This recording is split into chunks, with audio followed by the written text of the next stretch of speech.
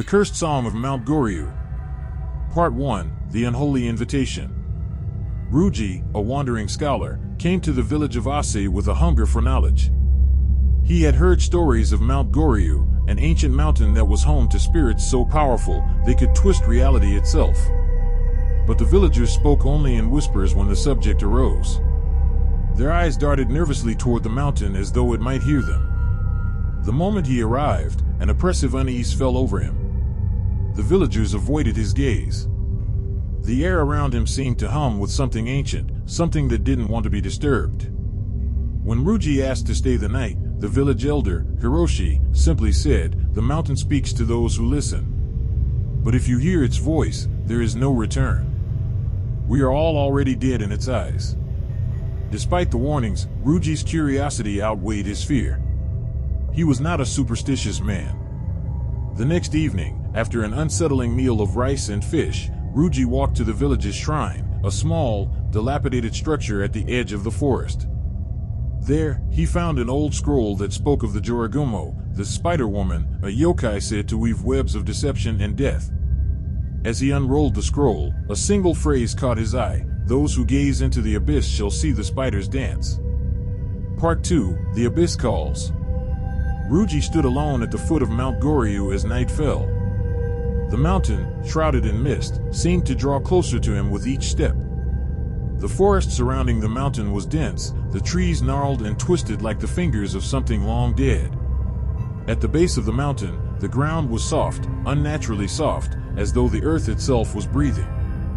Ryuji felt an instinctive dread, but he pressed on, the whispers from the villagers echoing in his mind, urging him to leave.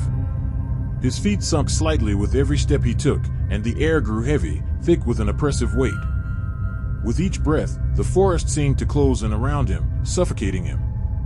He could hear something scraping, moving in the shadows, but when he turned, nothing was there. Only the rustling of leaves and the slow, methodical dripping of water. As he climbed further into the forest, the world seemed to distort.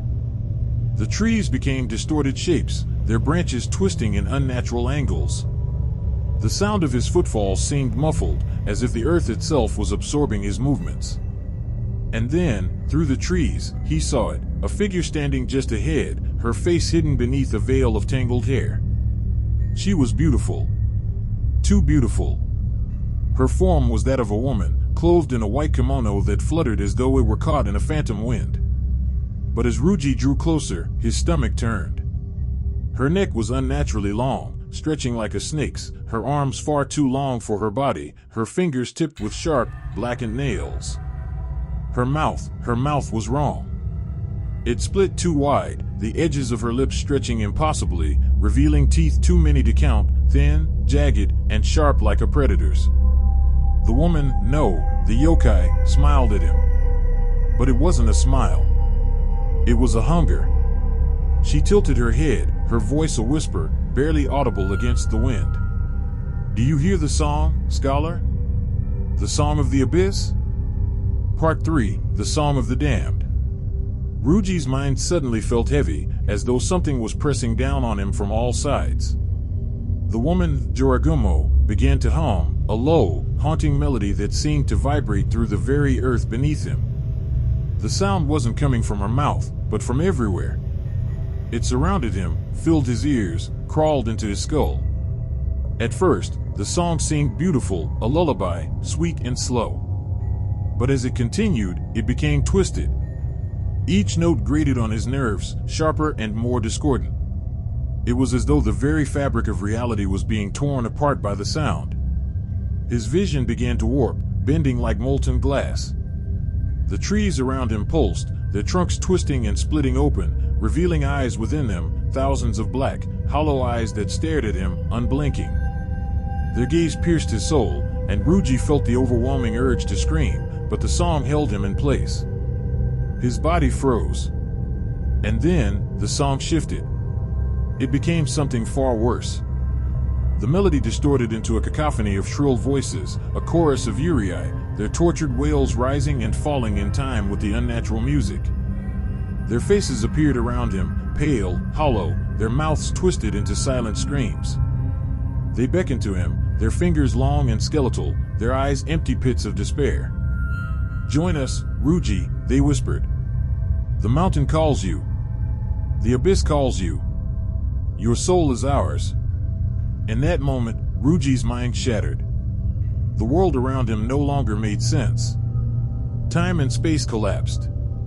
The trees twisted into grotesque forms, their limbs elongated into grotesque shapes, their bark peeling like rotting flesh. The air was thick with the smell of decay, of death, of rot. Part 4: The True Face of the Mountain. Ryuji collapsed to his knees, his hands clutching his head, trying to hold onto his sanity.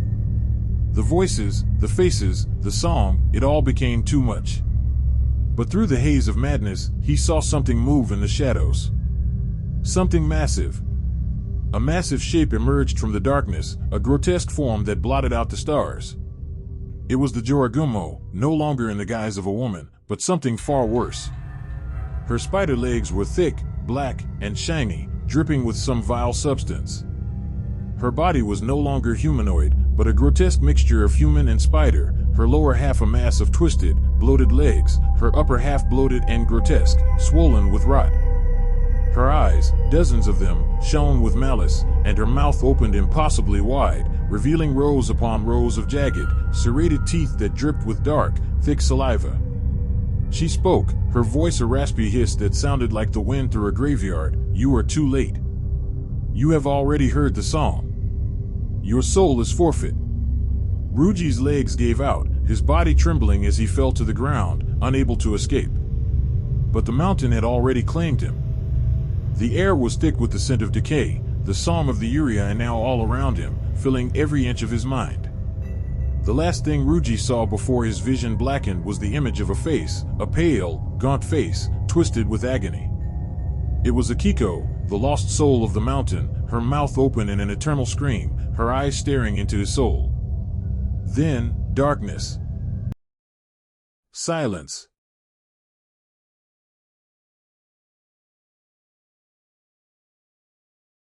Part 5: The Curse Remains. When morning came, the villagers of Ase found Ryuji's belongings abandoned near the edge of the mountain. There was no sign of him, save for a faint, chilling melody that seemed to linger in the air, an eerie, discordant tune that would never fade. Over the following weeks, strange things began to happen in Ase. The villagers began to see figures moving in the mist, figures too tall, too thin, their eyes hollow and empty.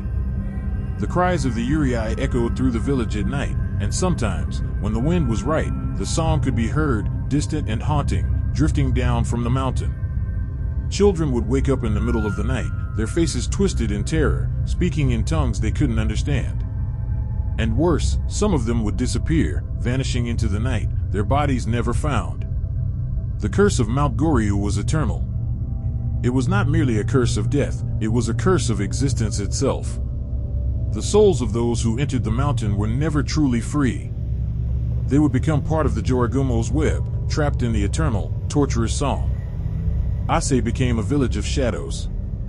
And with each passing year, the mountain's hunger grew stronger.